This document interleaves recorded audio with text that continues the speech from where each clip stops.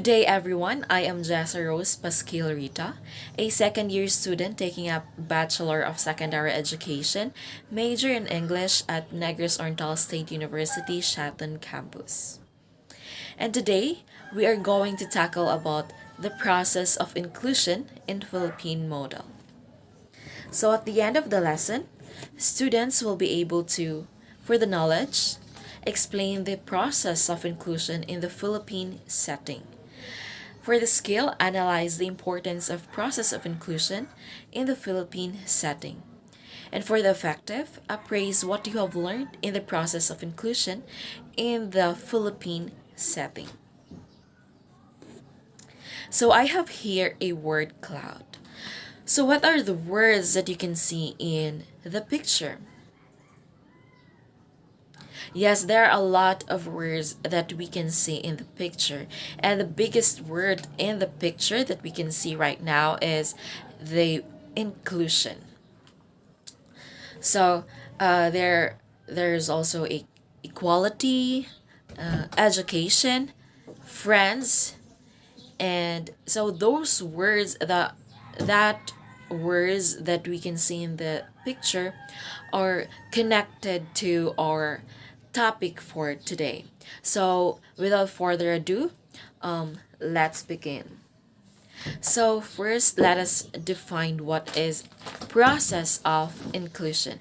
So inclusion is seen as a process of addressing and responding to the diversity of needs of all learners through increasing participation in learning, cultures and communities, and reducing exclusion within and from education.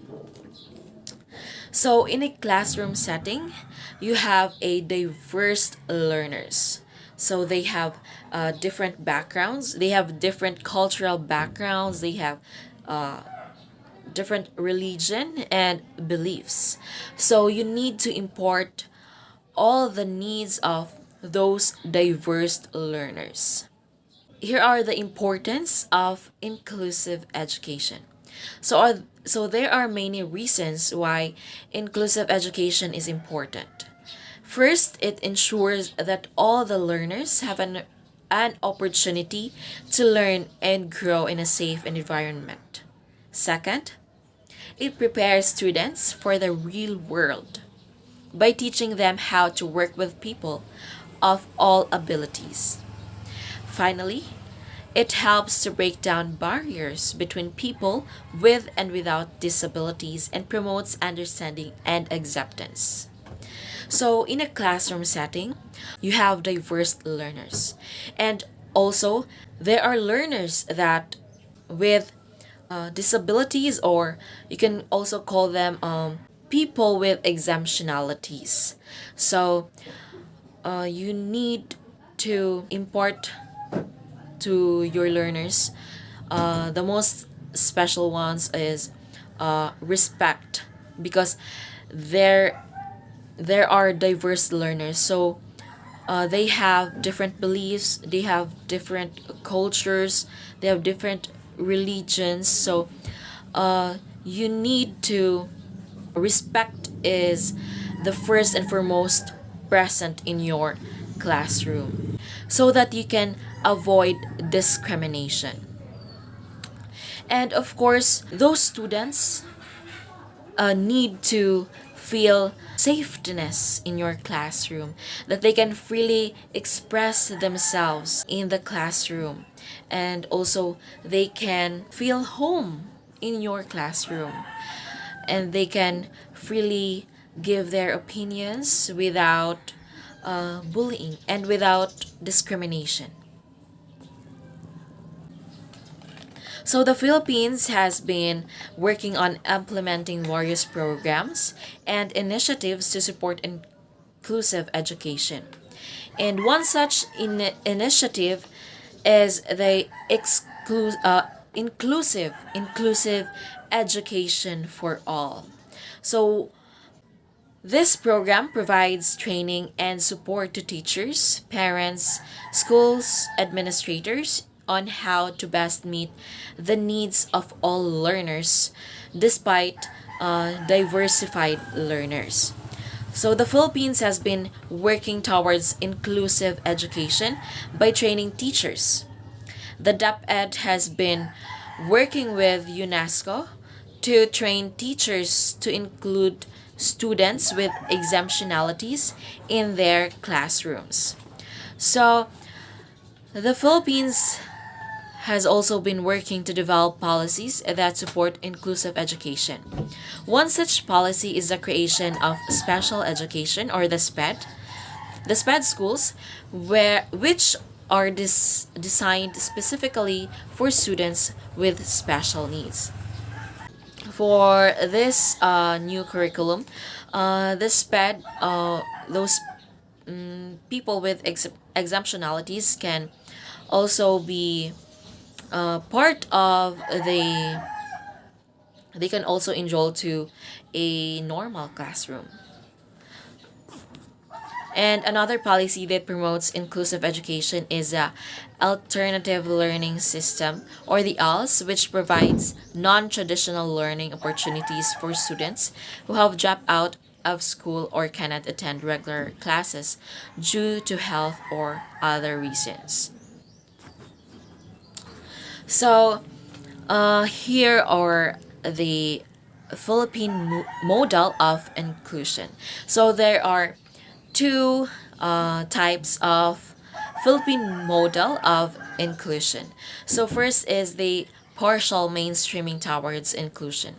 So students are educated in regular classes at least half the day or half day,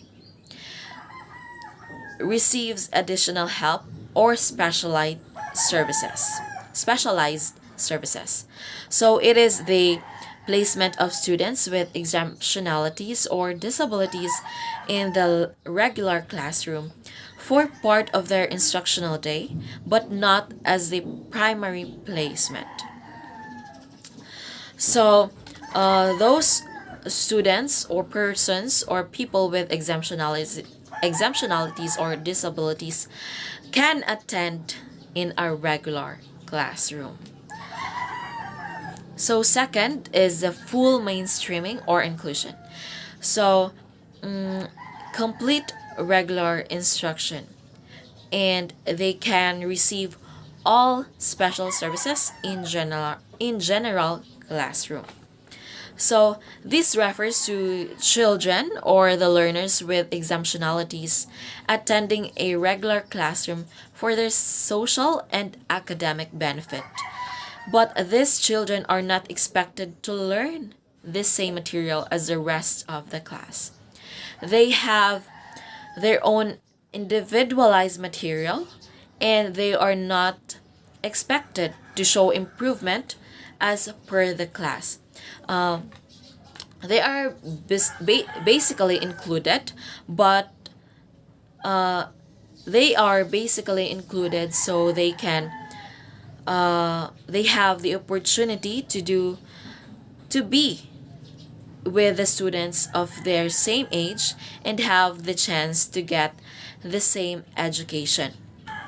Yes, those learners with exemptionalities uh, can attend to a regular classroom, and also they can receive all special services in general classroom, but uh, they are not expected to show improvement as those regular students in the class.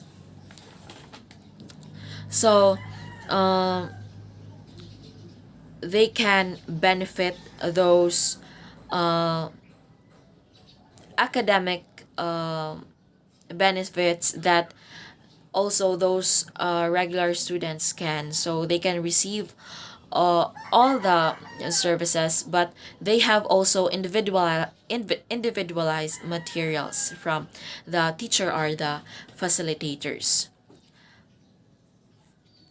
So those are the two model of inclusion. First is the partial mainstreaming towards inclusion, and second is the full mainstreaming or inclusion. So that would be all. Thank you and have a good day.